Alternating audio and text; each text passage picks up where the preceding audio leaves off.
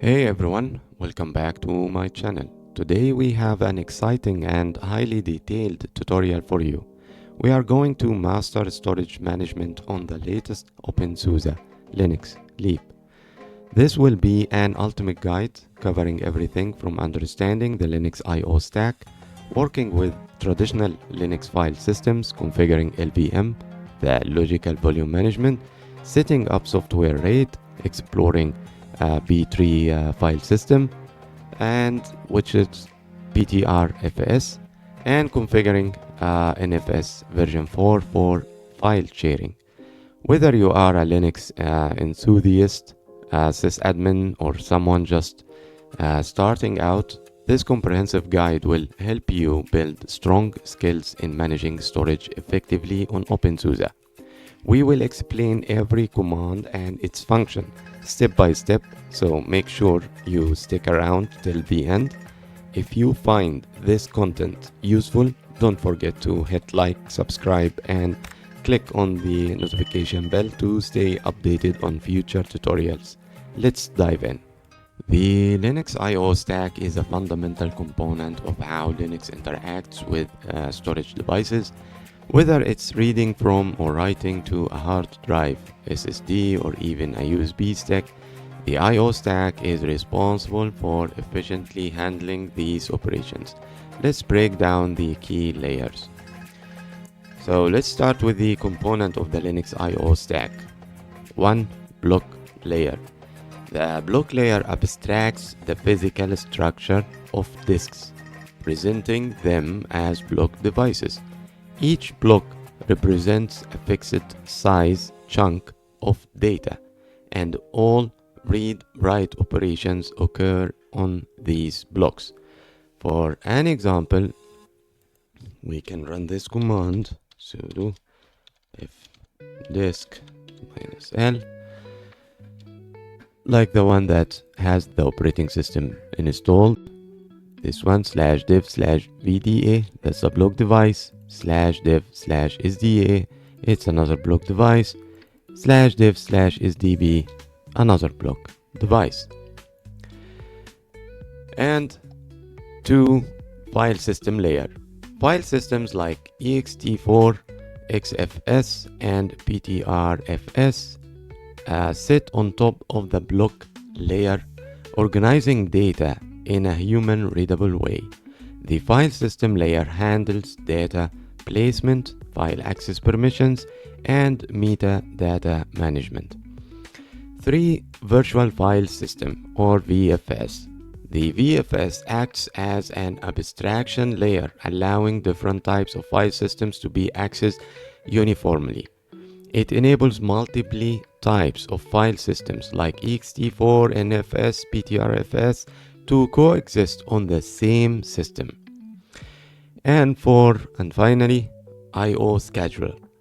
The I/O scheduler manages how read-write requests are queued and processed by the disk, optimizing performance and ensuring fairness.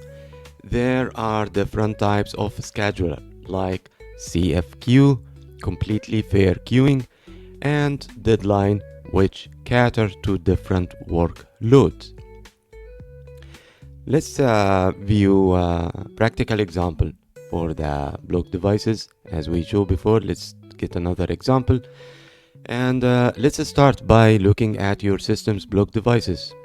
The following command will list all the block devices currently connected to your system. So open your terminal and run this command lsblk and press enter. So lsblk lists all block devices, displaying their names, sizes, types, disk, partition, and mount points. This gives a clear view of the storage structure.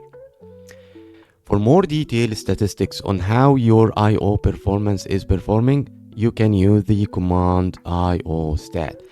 In my case, if the command like that, and see you have a suggestion from openSUSE that you can cnf iostat, and it will give you the package that we need to install. So let's install it to show an example on that command.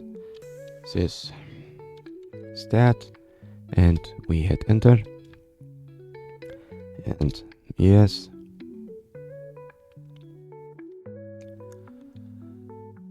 So let's take an example and we run this iostat -x15, and we will break it down now, and let's see the output. You can press Ctrl it's 5 times. So the iostats command will display CPU and IO statistics for devices. Okay, the -x shows extended statistics such as read-write requests and the time spent on IO operations. 1 updates the display every second 5 times. So the one here will update every single second, and you show me 5 times. So I hope this point is clear. Let's maximize and run it to see. And the options is many, and as I remember, if we add the H, it will show the writing in a human readable size. No that much IO on my system right now, because to do this video I'm using a VM, a virtual machine, to be able to add more than disk to show the points coming in this video. So let's move on. So again, this command or the data output of that command helps you monitor the performance of your IO operations and see if your disk is under heavy load. So let's move on. Linux offers a variety of traditional file systems, each tailored for different use cases. Understanding their strengths and limitations is essential for making informed decisions about your storage setup. For a list of popular file systems in Linux, number 1 is ext4, or Fourth Extended File System. It's the default file system for most Linux distributions due to its stability, performance, and wide support. It's a journaling file system, meaning it keeps a log journal of changes, which helps recover data in case of a system crash. The advantages of ext4: stability, large file support, backward compatibility. The limitations: lacks advanced features like snapshots, which are available in newer file systems like BtrFS. Second, XFS is designed for high-performance workloads, especially those involving large files. It's popular in enterprise environments where parallel I/O is common, like database servers. The advantages are great for large files and high-performance tasks. The limitations: not as flexible with small files, and resizing partitions is more complex compared to ext4. Number 3, BtrFS, or B3 file system, is a modern file system that supports advanced features such as snapshots, subvolumes, and checked summing for data integrity. It is the default for openSUSE, and we will explore in depth later in this guide. The advantages: snapshot, subvolumes, self-healing capabilities. The limitation: BtrFS still evolving, and performance may not be as fast as ext4 in some limited use cases. Lastly, number 4, resizerFS. Although less common today, resizerFS was once known for efficiently handling small files. However, it has fallen out of favor due to limited development. Let's take a look at your current file system with the following command. Let's open our terminal and run this command: df space -h small t capital. df displays the disk space usage for all mounted file system. -H shows sizes in a human readable format, GB or MB. -T adds the file system type to the output, as we can see here. Okay, and apparently it's all BtrFS. This command helps you quickly identify the file system types you are using and how much space is being consumed. So this is chapter 3, configuring logical volume management, LVM. LVM gives you flexible disk management by abstracting physical storage devices into virtual volumes. This allows you to resize, add, or remove storage without significant downtime. So the first step to do LVM, that you have to initialize a physical volumes. So let's open our terminal to be ready for the coming. As I said, before we can use LVM, we need to prepare our storage devices as physical volumes. A physical volume is the raw storage device or partition that LVM will manage. What that's supposed to mean? So let me break it down and explain it more. Now you have in my case, I have the installation on a VM. So for me, it is easy to add and remove. Let's say you have a laptop or you have a PC in your house, or maybe you're working in an enterprise environment. So your machine has the availability to have more than one disk. Maybe it's enclosure of disks, maybe it's like SATA or SCSI disks, or the new one SSD, NVMe. So in my case, let's stick with this example and you can build on it. It's the same concept. So my machine has a primary disk which has the installation, and I added more two hard disks. Okay, you have two ways to list the existing block devices that you have on your operating system or on your system in general. The first one, in the last section I mentioned it, is sudo fdisk-l, and it will list. The first one usually is the one that you are using, that had the installation of the operating system, and here I have the other two, and you can compare by using dfh to make sure that you are not touching your existing hard disk. Okay, the other one is lsblk, listing the block devices, and you hit enter. And the nice about lsblk is also that listing the mounted and used devices. See, we have here that this is the root, okay, because it contains all the major paths that you might use. And I have a partition for the swap, and here I can see the two disks that I added, and I chose from the KVM that these two disks to act like a SATA disk. Here VDA stands for virtual disk. Okay, and if you have a SSD, of course the name will be NVMe, if I said it right. If I said it wrong, please forgive me. So now I need to prepare these two disks to use them. Okay, so you have two ways.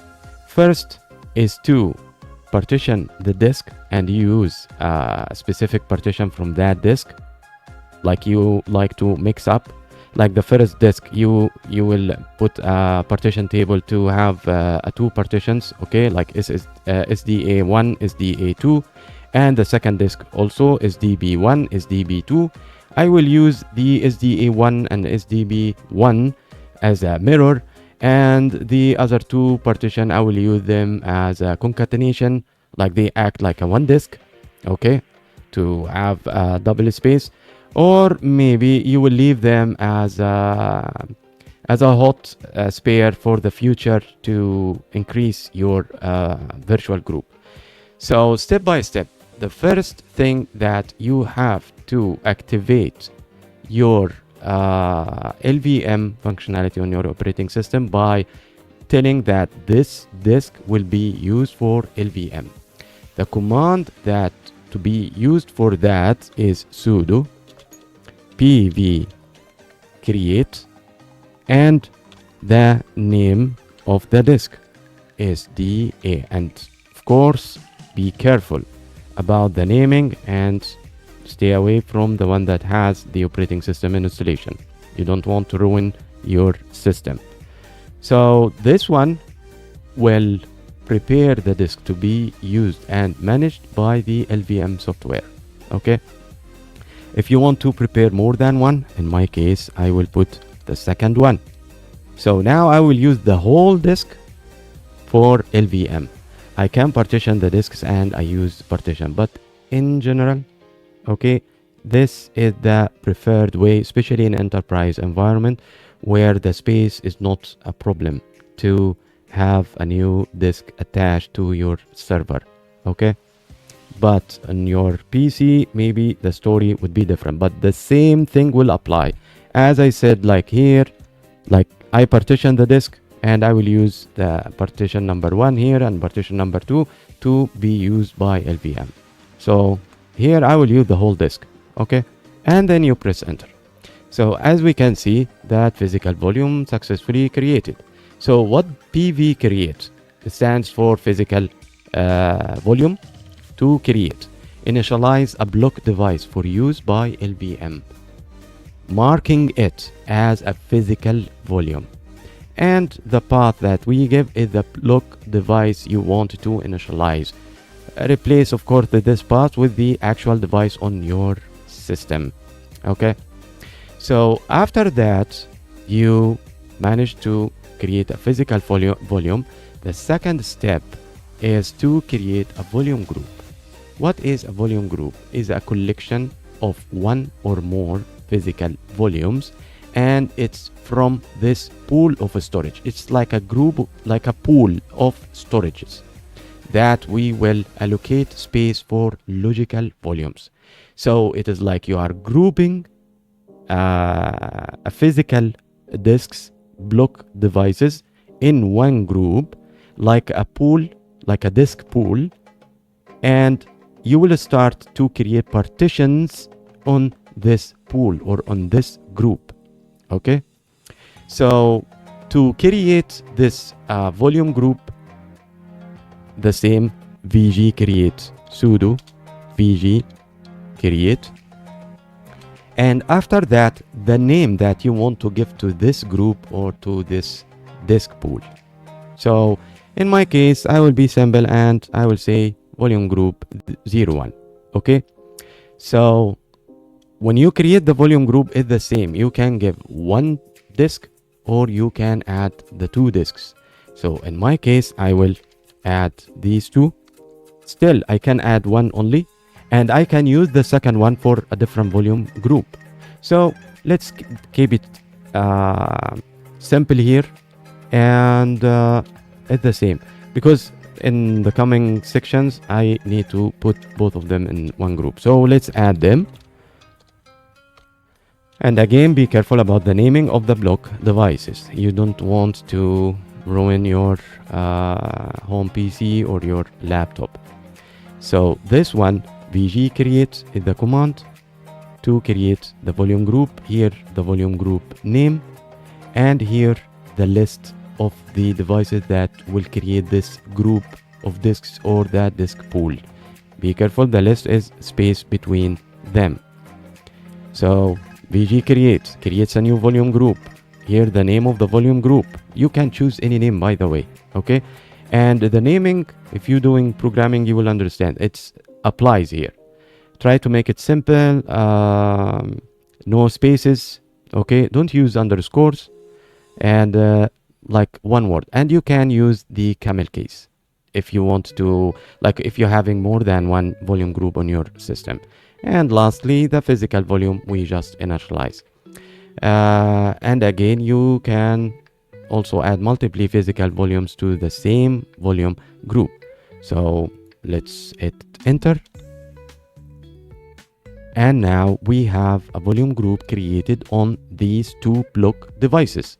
Okay, before we move forward, okay, let's say you know that I have a LVM configured on my system. So let's say I want to see the physical volumes that has been created on my system. Then you can use this command pvs absolute path. So running it may require, yeah, we forgot the sudo. So now I am listing, I'm showing a list or getting a list of the physical volumes that is under control of LVM. Same thing for the volume groups. Sudo bgs and press enter. Now I have a list of the existing volume groups. If you have more than one volume group, it will show here. And you can see that here the physical size and the free size, okay, because nothing is used yet.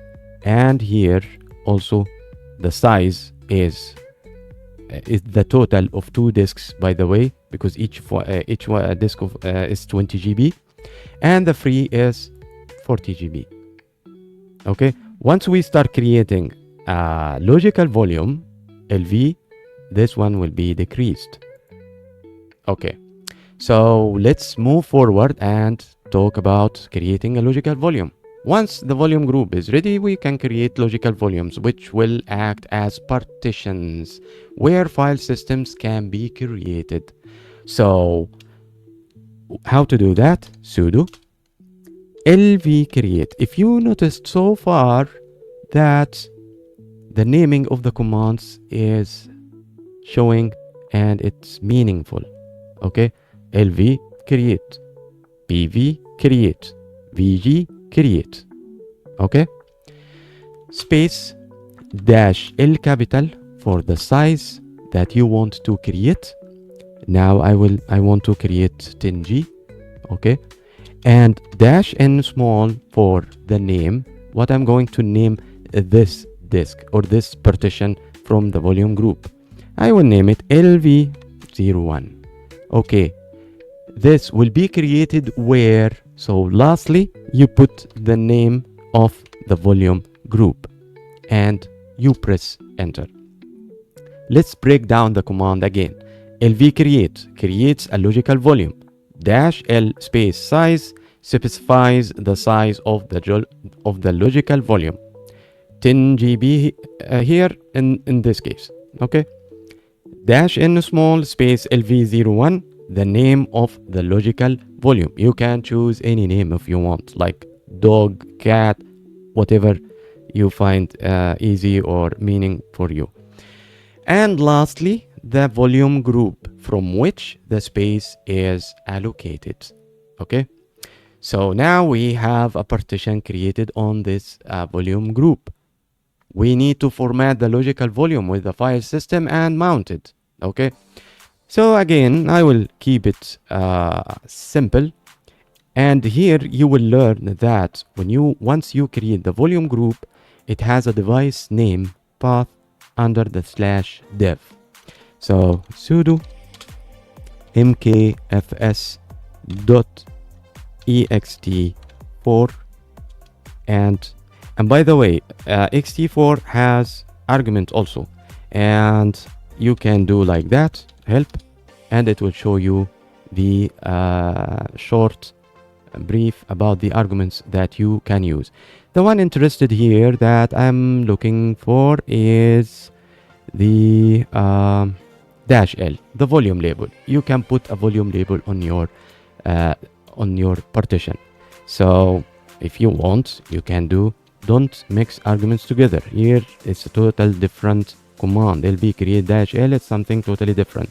Here this argument for creating a file system on the disk, on the partition that we created on the volume group.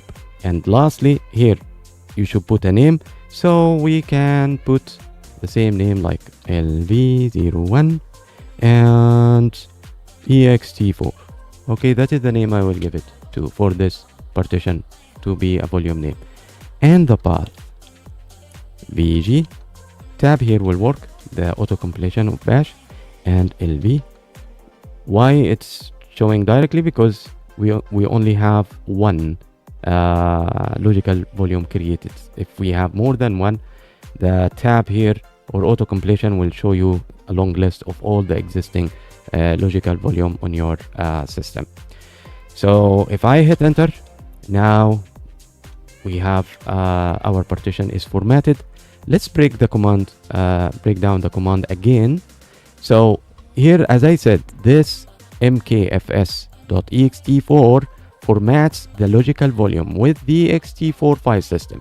You can also use other file systems, by the way, like xfs or BtrFS, depending on your needs. After the formatting, okay, of course, you want to access this file system, moving data, so you need to mount the logical volume to make it accessible. Okay, so to do that, okay, we can create under mnt sudo, of course, because it's owned by root, this path, and I will name it lv01 and sudo mount dev vg01 lv01 mntl, so it will be mounted on that. /mt is a directory where you want to mount the volume, and it's by default on all Linux flavors. It's mnt stands for mount, okay, for an extra mount point for the user. And like, let's say you have a block device connected, USB gets auto mounted by openSUSE, Leap, or Tumbleweed. I'm talking here about the block devices that directly connected to your hardware. So if you press enter, now we have a mount point for that. We can check with df space dash h small t capital to show the file system, and you hit enter, and you will find here. Okay. Later we will talk about this /dev mapper, maybe not in this video because it's related to other things, but this is how the Linux works when it comes to LV.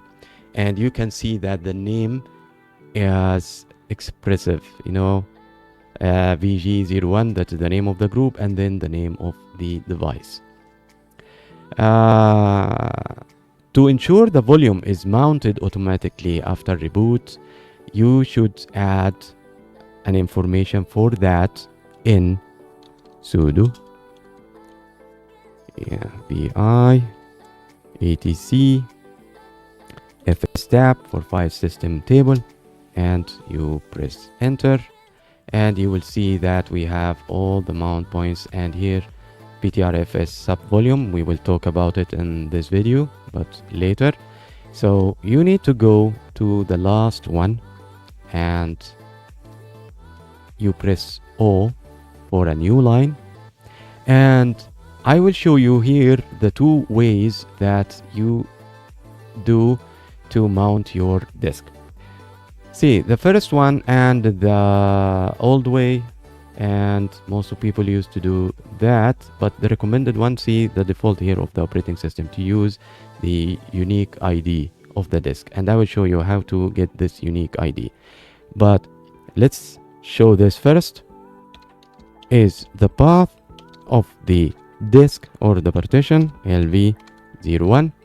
You take one space, the mount point, and space ext4, the file system type, and here for the mount point options, and here for the checking. Again, I will explain that in a different videos, not today, because now I'm talking about file system management LVM.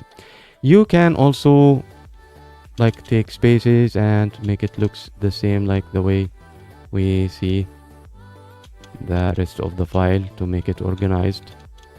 Okay. And if you are eager to know about all the option. Okay, and of course you need to save. Let's open another terminal. You can do like that, man fs tab, and it will show you all the needed information. If you are eager and you cannot wait, okay, you can go ahead and read the manual. It will explain to you everything in that file. Okay, so let's unmount this. Okay, super user again, we forgot to do. So if we do df -h, it's not there anymore. So now we have an entry in fs tab file under /etc. Let's say I didn't mount it as we did before earlier. Okay, if you are sure about the editing of the fs tab and you add an entry there, you can just do mount space -a. What this command do is the mount command is this command go and read the /etc fs tab and see if there is any entry of that in that file not mounted yet. So -a here, like all, if you found anything not mounted yet, just mount. So again sudo. Okay, so if we do, and also if you want to see the mount points with their options, you can run this command mount. It will show you all the mount points here with their option that they got mounted using it. Okay, so yeah, the other way to mount a device, let's unmount it again. Okay, where? Yes, let's sudo. Sorry, no mount points specified. I said unmount. See, we put only mnt in the file and I did a mistake. So sudo vi etc fs tab, and let's go here and add lv01, because the operating system doesn't know what is in your mind, so you have to be careful about that. Okay, save the file and let's unmount it. Okay, so let's open another terminal and lsblk, and let's check the help here. And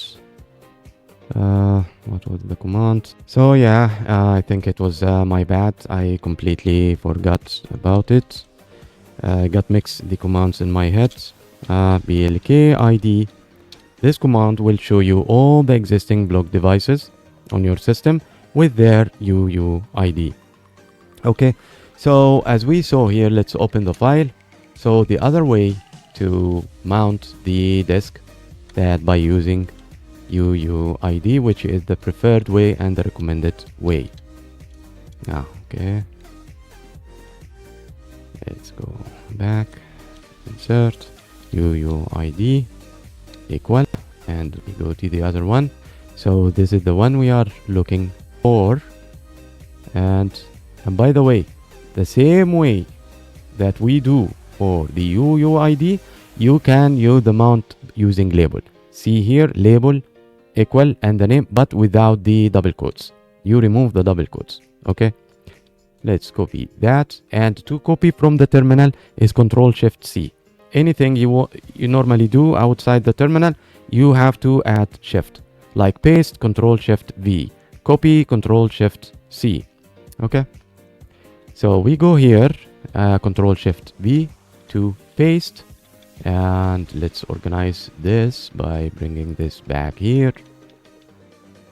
Okay, and let's go to because I pressed escape. Okay, so now all good, perfect. So if we do df-h, it is not mounted yet. If I do mount -a, sudo, don't forget sudo, or you completely log in with root on your terminal and enter df-h, it is mounted. So now let's move forward to the next chapter, which is about configuring software RAID. Now, chapter 4, configuring software RAID. Let's break it down to understand what is RAID. RAID stands for Redundant Array of Independent Disks. Allows you to combine multiple physical disks into a single logical unit for redundancy or performance improvements. And for that, to add also that you can mix, like you can use LVM, and by the partitions you created by LVM, and you create a RAID over them. What is the types of RAID? One, we have RAID 0, which is stripping. Some people, they call it concatenation. Improves performance by splitting data across multiple disks. There is no redundancy, so if one disk fails, data is lost completely. The second one, RAID 1, mirroring, provides redundancy by copying the same data to 2 or more disks. If one disk fails, the others will have the data. Examples of using RAID 1, like for high, if the need for a high read performance, okay, like a database. You are reading more than writing. The changes is little, but you read a lot. You have a big database and you need a high performance reading. So you should go with RAID 1. And we have RAID 5, stripping with parity. Distributes data and parity information across 3 or more disks, allowing one disk to fail without data loss. RAID 6, point number 4, stripping with dual parity, similar to RAID 5 but allows 2 disks to fail. For this tutorial, we will create RAID 1 mirroring setup using 2 disks, and for that I added 2 more virtual disks to my VM to explain that. The first step, let's open our terminal. We need to install the mdadm tool, which is used to manage software RAID in Linux. So go ahead and write sudo zipper install mdadm and press enter, because usually this not installed by default sometimes and you have to install it. So we are lucky that is already installed on my system. Okay, the second thing, that as I said, let's assume we have 2 disks and we want to create a mirrored RAID array. Okay, so as we said before, we have 2 ways. Sudo fdisk-l to list all the disks that we have. But here, if you notice that you will not be able to tell that which one is used or not used. The only one that we can tell about the one that contain operating system, but the other we already used them in LVM. So better you always go with lsblk. Why? Because it has more information and no way to do mistakes here, because as you can see that we have this here. Yeah, SDB is not clear because it has no LVM created on it. When the space get completed, the next one will be created here. But because I know my machine and these are the extra 2, I'm using them. And also to be in safe side, if you know that you have LVM, you can run BVS. We need sudo to know which 2 is included under the control of LVM.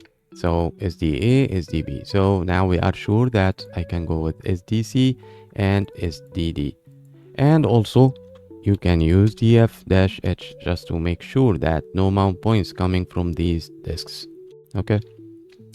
So to create RAID 1 on these 2 disks, okay, the command goes like that: sudo md adm --create, and here the difference from LVM that we have to specify the name of the RAID that we are going to create under /def. So I will call it MD0.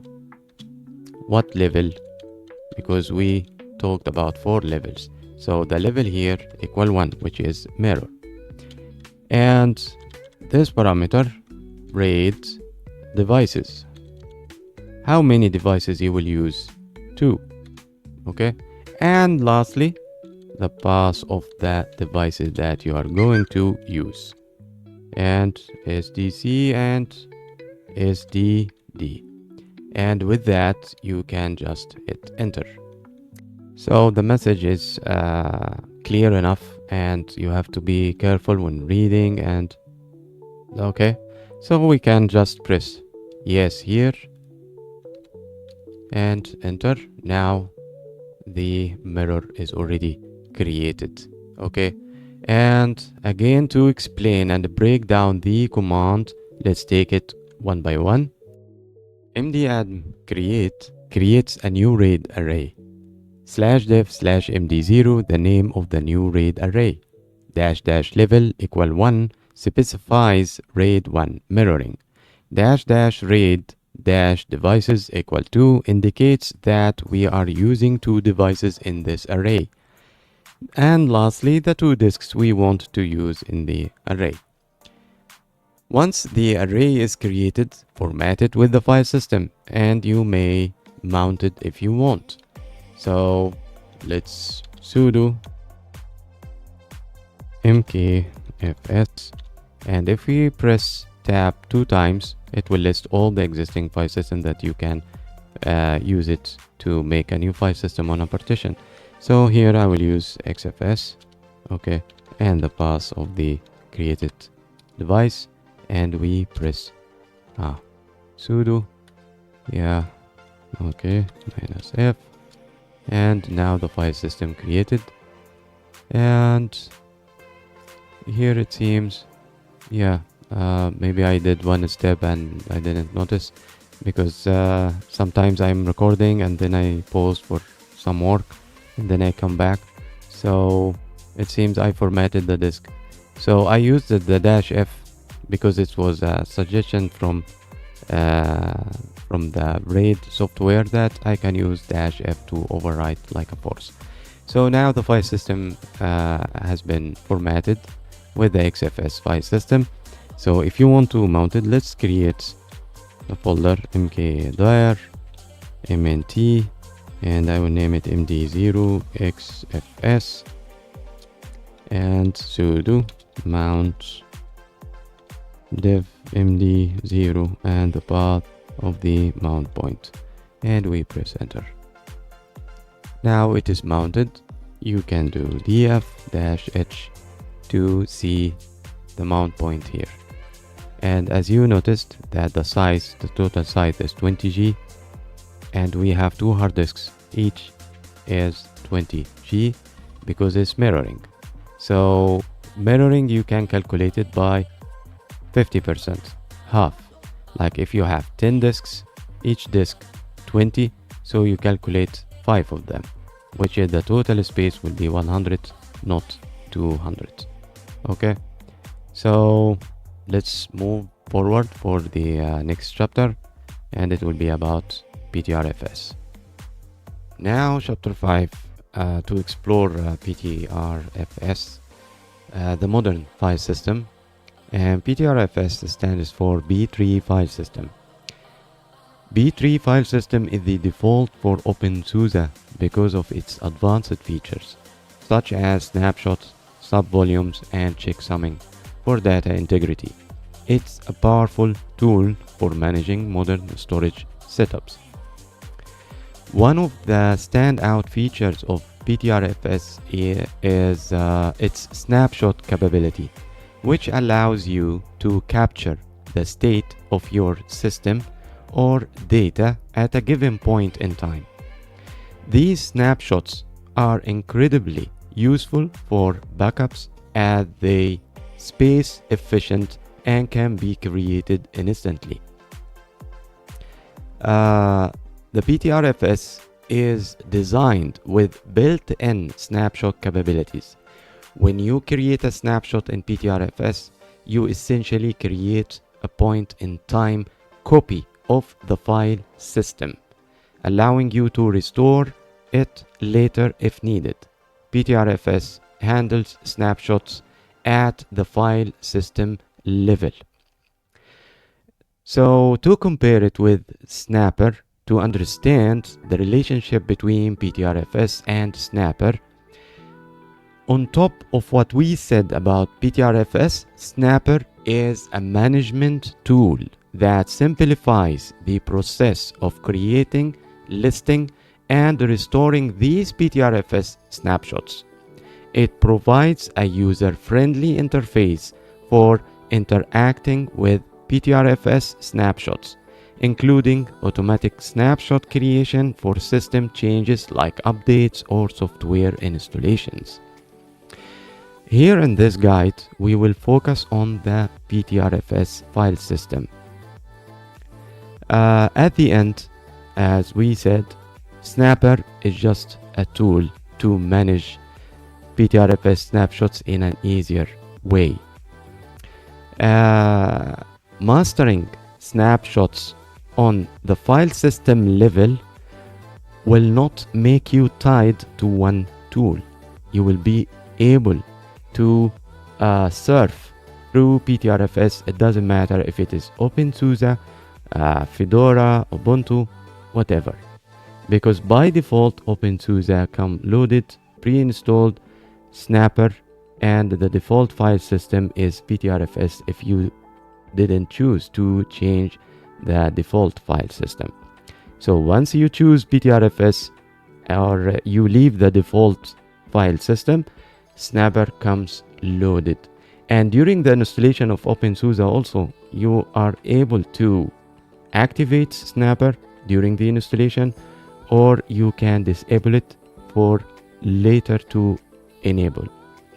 So as I said, in this guide, we will be focusing on BtrFS file system snapshot. In another video, I will speak about Snapper, because as I said, Snapper is just a tool to manage BtrFS snapshots. So let's move forward and see how to create snapshot subvolumes. So we will talk about this now. So let's fire up our terminal to write some commands to show how to use BtrFS snapshots.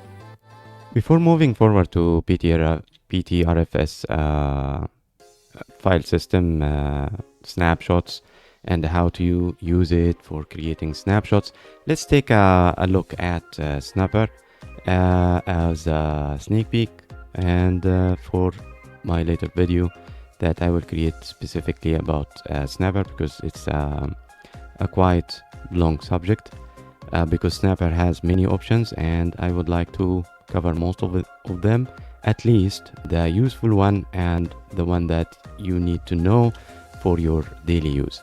So as I said, my machine, I left it all default. So every time the operating system gets update, installing new package, the operating system will create a snapshot before the installation of that new software and after. So to discover Snapper, first you can write help, and I like to pipe it to less, so because it's a long list, to be able to navigate with all the options. You can see it is straightforward, meaningful, and it doesn't need much to understand what is going on. So for an example, I want to list all the existing snapshot that the operating system created. You can just run Snapper. Of course, we need sudo, and it will list all the existing snapshots that have been created by the operating system since the operating system got installed. So as we can see, it's quite long, and I had to maximize the terminal so we can see. For an example, I want to know the status between the last snapshot and the one before.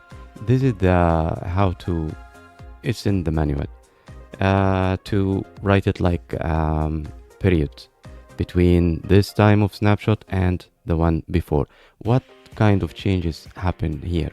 So if I press enter, it will show you all the created, removed, changed, all the files that has been changed on your operating system between these two.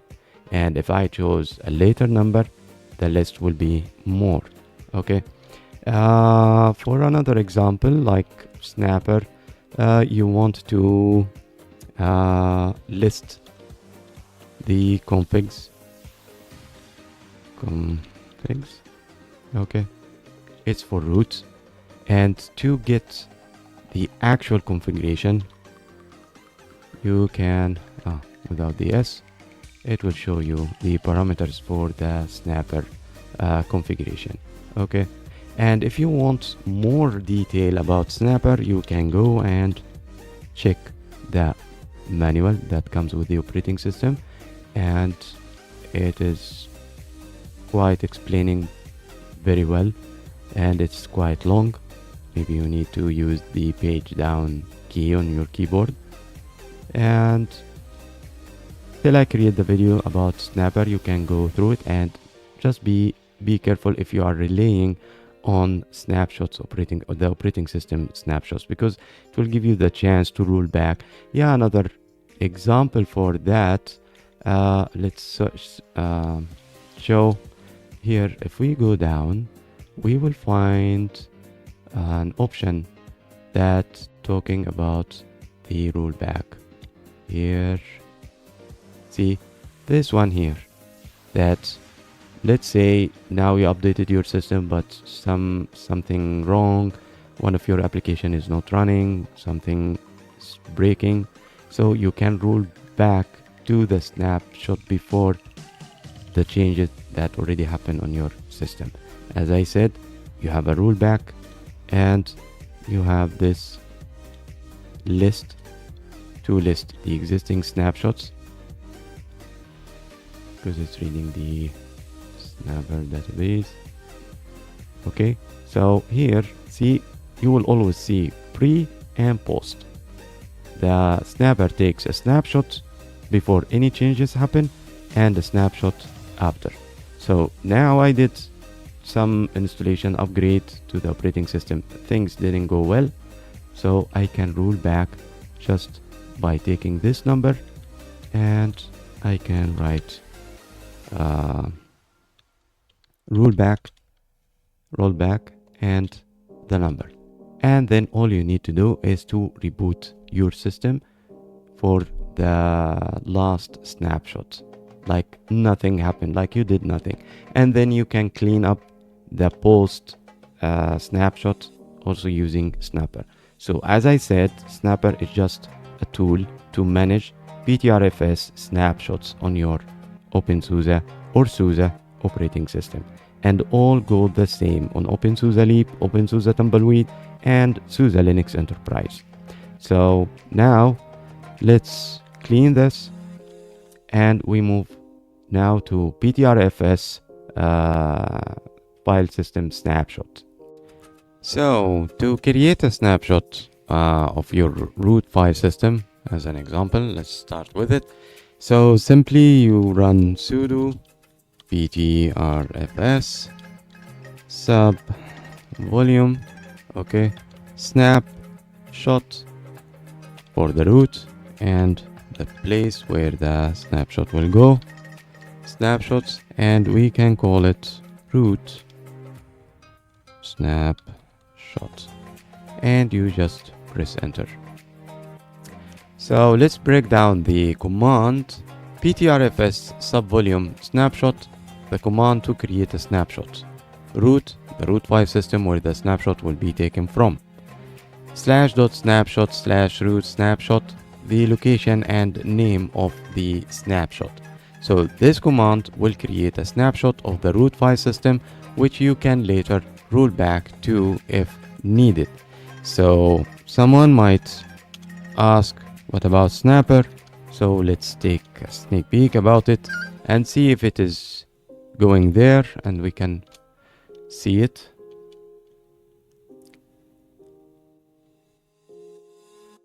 And we have to wait. So let's maximize this. So as I said, because this snapshot we created is using BtrFS, we are still in the level of the operating system. We didn't use Snapper. So to understand that what you created with the BtrFS is, it doesn't have to be written by Snapper command. So we need to explain something here to clarify what is going on. When a snapshot is created, both the snapshot and the original point to the same blocks in the file system. So initially, a snapshot does not occupy additional disk space. If data in the original file system is modified, changed data blocks are copied, while the old data blocks are kept for the snapshot. Therefore, a snapshot occupies the same amount of the space as the data modified. So over time, the amount of space a snapshot allocates constantly grows. As a consequence, deleting files from a BtrFS file system containing snapshots may not free disk space. Also, we have to note here that snapshots always reside on the same partition or subvolume on which the snapshot has been taken. It is not possible to store snapshots on a different partition or subvolume. As a result, partitions containing snapshots need to be larger than partitions not containing snapshots. The exact amount depends strongly on the number of snapshots you keep and the amount of data modifications.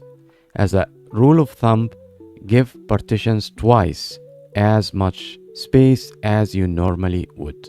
To prevent disks from running out of space, old snapshots are automatically cleaned up. So now let's say you want to list the snapshot that created, and you can check it here. You will find it is there. Now we need sudo. Okay, and let's use long listing, and here the snapshot. Okay, you can check it also because it's a folder root. Sometimes the auto completion doesn't work with the sudo. So here you will see like it is a snapshot of your existing file system. Okay, so let's want to make sure that the snapshots from the command line BtrFS sub volume, we can do list -s for snapshot and for the path, and we will find it here. Or if you want to list all the information, we can use -a for everything, means subvolume and snapshots. And snapshots in general, it's a subvolume, and all of them, it's not a backup, actual backup, it's a snapshot of the changes of your existing data. Okay, the other command here to show you what this path has, like a brief about the configuration of this folder when it comes to subvolume and snapshot. Here the name is a snapshot, and here snapshots existing, and they are mixed. The one we created is somehow we can call it administration snapshots, and also it's also include the installation snapshots. So to explain this, in general, you have three types of snapshots. You have timeline snapshots, you have installation snapshots, and you have administration snapshots. So BtrFS subvolumes. Subvolumes in BtrFS act like directories, but they have some unique properties. They can be mounted separately, and they can have different attributes such as compression applied to them. Also, this thing apply on snapshots, because snapshots are subvolumes. So let's create a subvolume. Okay, so here let's do sudo, okay, BtrFS subvolume create and mnt, and I will call it my subvolume. Okay, so now the subvolume is getting created. We do ls mnt, we will find it's like a folder, as we said, nothing there. But if you run this BtrFS sudo BtrFS, okay, subvolume list -a, I want to list everything, mnt. So why? Because mt is a folder on the root, so the command will list everything related to it. Excuse me. And we can see that it's generated here. Yes, so if we run the s snapshot, it will show here the snapshot on roots, except this one, because this one is a subvolume, not a snapshot. Okay, so as we said, that this command creates a new subvolume at the path we give to it. We can run another command to just, let's go here, BtrFS subvolume. Yeah, and instead of going to /mt, also to the /root, we will see it here. Okay, so this lists all the subvolumes on the root file system. Why? Because /mt already a subfolder under the /root, so the snapshot included in the root snapshots. Okay, if /mt mounted on a different device, so it will list or show us only this line. So okay, let's now here I'm showing the subvolumes here. I want full information, the same like what we said before, list snapshots. Let's say I want to delete this one. Okay, if you noticed here, this one has an ID, this number. So if I want to delete this created subvolume or even snapshot, okay, I can go like that, delete, and -i for the ID, and I press the number, and then I give the pass. So valid argument, yeah, it's root. So now delete subvolume. If we do a list again, now it's disappear. This is how you create and delete a snapshot using BtrFS.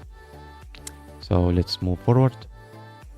Now our last chapter for this video, chapter 6, configuring NFS version 4 for file sharing.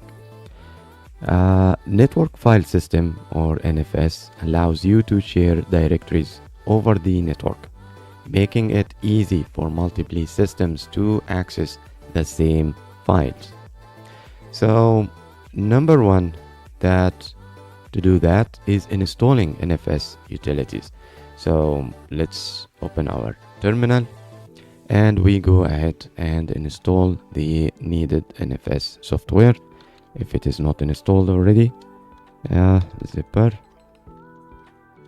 install NFS -kernel -server, and we have to wait for the repository to refresh. And so far, if you are enjoying this content, make sure to hit that like button, subscribe to the channel, and share it with others who might find it useful. It really It really helps support the channel. So let's press yes to install.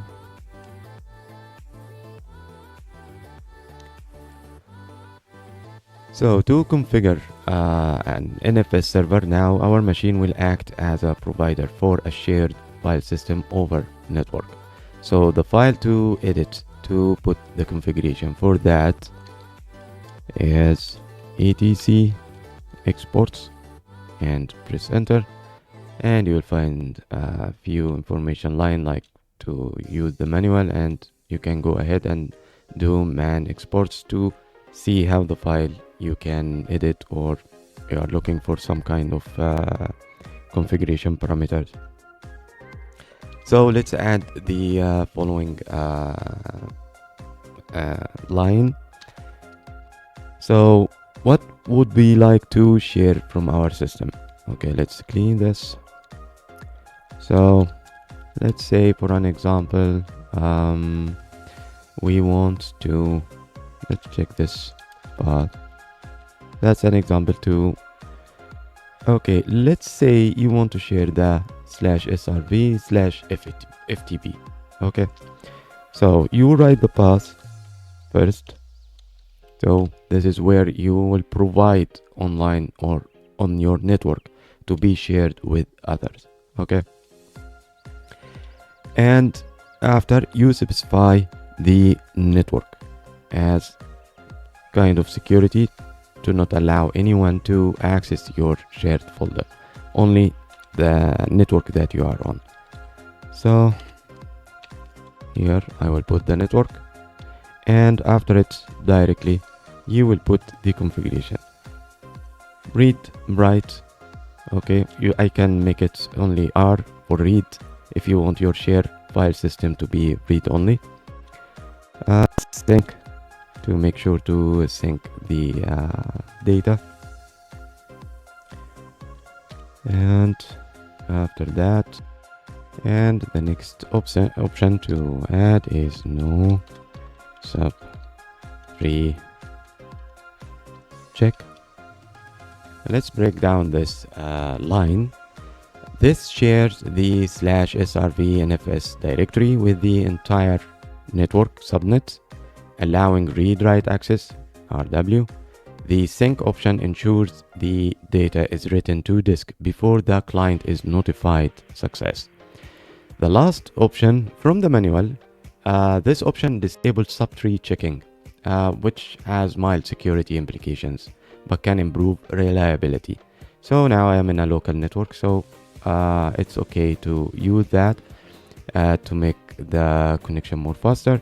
And just to give a brief what the meaning of sub-tree check: if a subdirectory of a file system is exported like now /srv/ftp, but the whole file system is not shared, like /root or /srv, the parent directory, then whenever an FS request arrives to our machine, our server, the server must check not only that the accessed file is in the appropriate file system, but also that it is in the exported tree. So I'm just stopping this checking for now, just for reliability and speed. Okay, but if you are in an environment, enterprise, caring about security, you have to review the manual for a specific configuration for your case. Now I'm trying to give an overview example, okay, because the cases are many and I cannot cover them all because it's based on the environment. After you editing the file, make sure to save it, and let's see, after that you need to check the service if it is up, or let's just check the service in FS server. So it is not started. Let's make sure it is enabled and started now. Okay,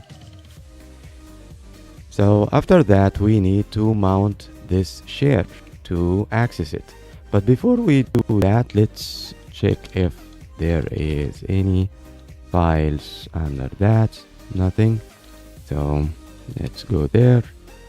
If I'm allowed to do anything here, yeah, okay, as I expected. So sudo, okay, file1, file2, and file3. Just do a showcase here. Okay, so now we have 3 files here, and our IP is this IP.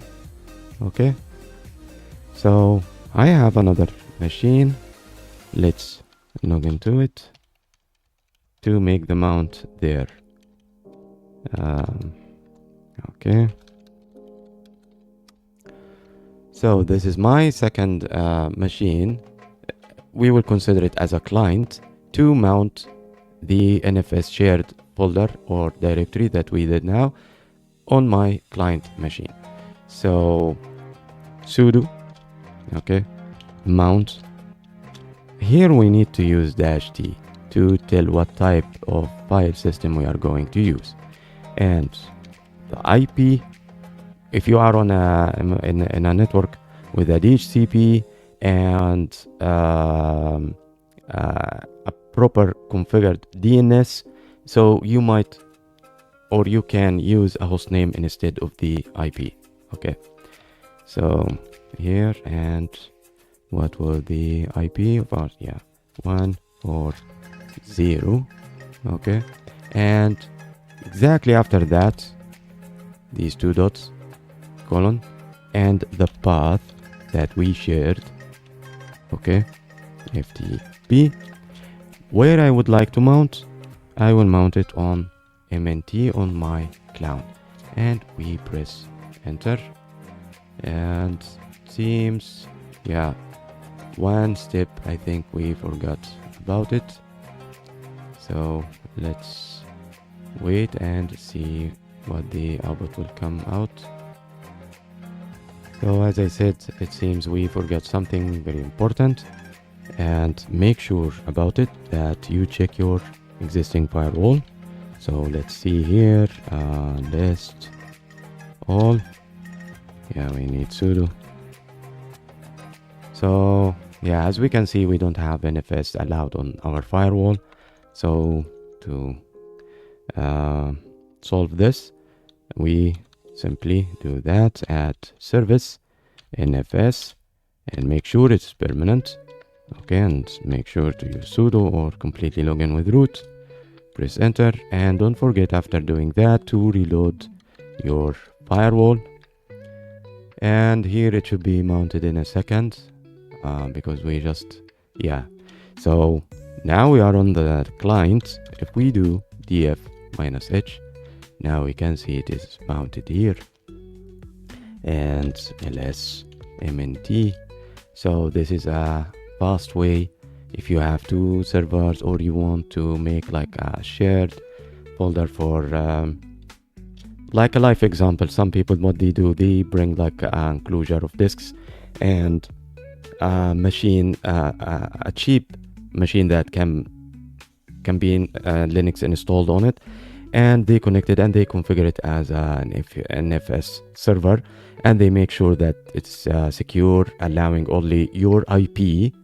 Instead of using the whole network, you can specify only IP.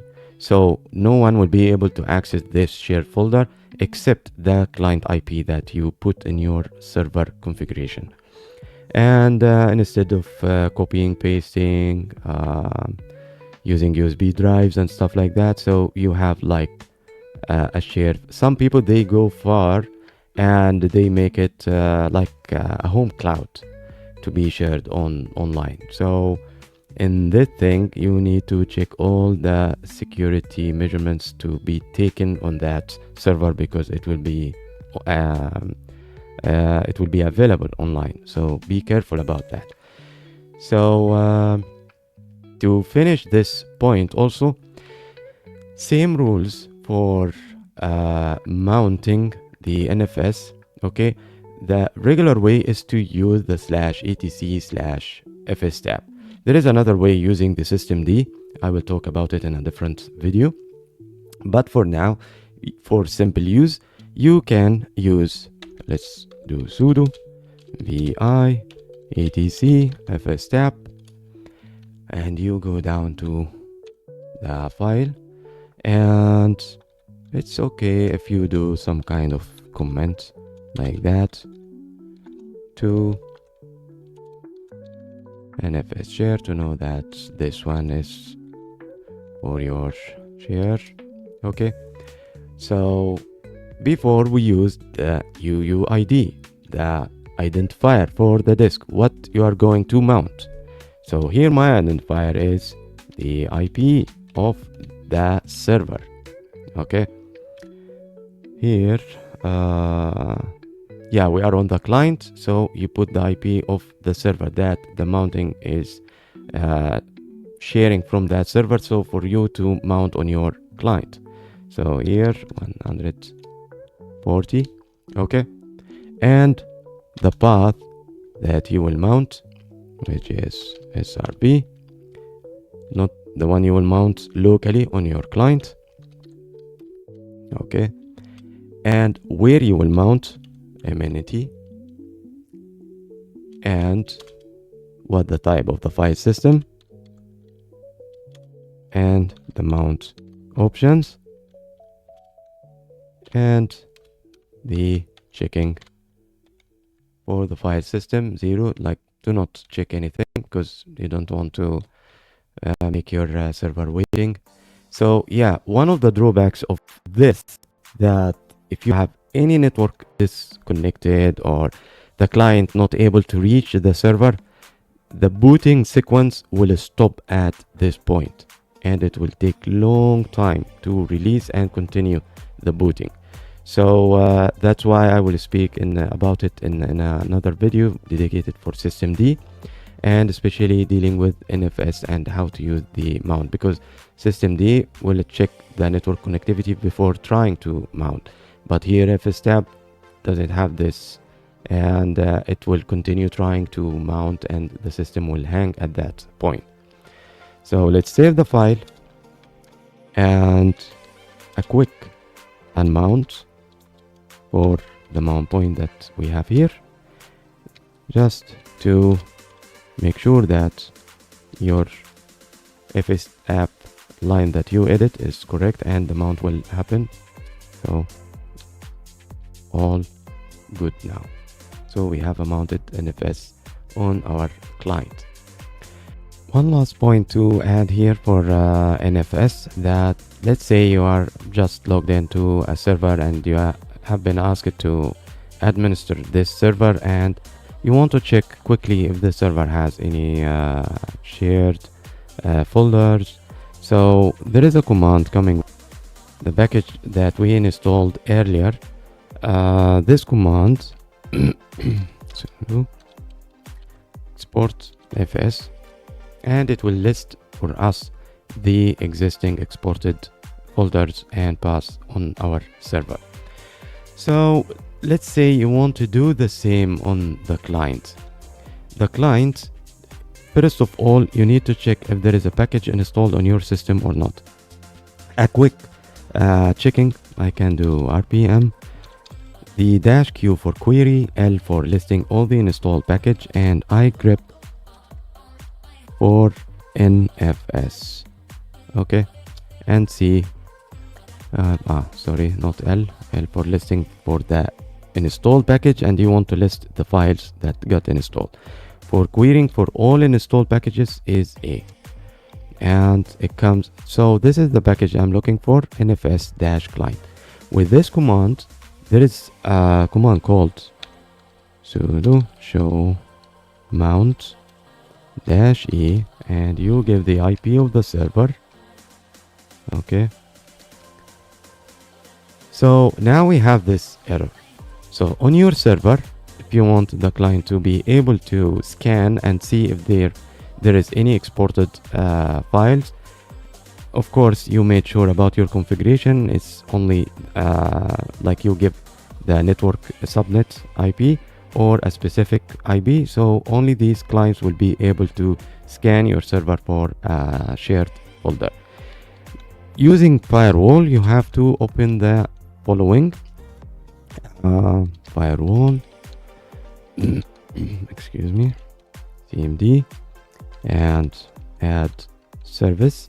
The first service here is RPC bend, and make sure it's permanent, and the other one is mount D, and after that you do reload for your firewall. Another one to check is the RPC bend service. Okay, it is up. So now let's try this command again. So voila, it listing for us the exported file system on our server. Okay, so I hope this one will be helpful by some way. Okay, so that's for today.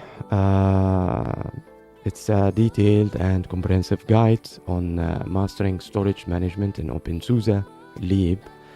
We have covered everything from the Linux IO stack to traditional file systems, LVM, RAID, BtrFS, and NFS version 4.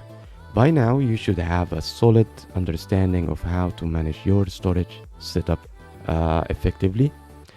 If you enjoyed this video and found it useful, don't forget to like, subscribe, and share. Maybe leave a comment below. Let me know what other topics you would like me to cover. And as always, I will see you in the next video. Happy learning and happy Linuxing.